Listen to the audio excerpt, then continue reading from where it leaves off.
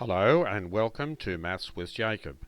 This lesson will focus on Volume Part 2 Worksheets. So this video presents a worksheet, in fact two worksheets. So there's this worksheet and one on the next slide, where we can practice finding the volume of special 3D objects. These can be referred to, if you like, as composite 3D objects, where they're normally made up of two or more separate objects.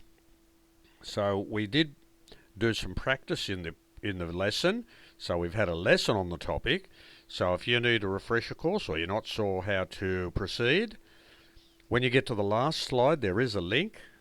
Click on the link, it will take you to the lesson and it will explain how to do all of these examples. So what I'll do, I'll leave each slide on for a few minutes, and good luck with it, and take your time and you shouldn't have too much trouble.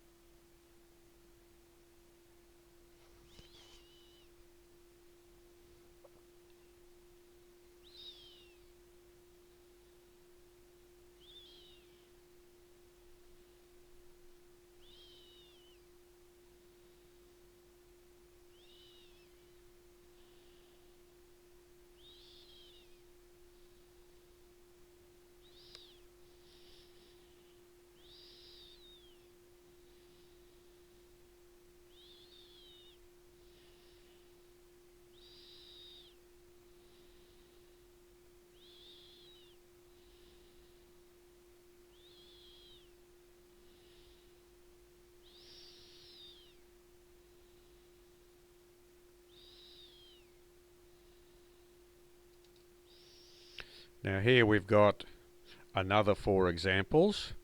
I just want to point out that this face here, the front face, is a trapezium, and this face here at the top is also a trapezium.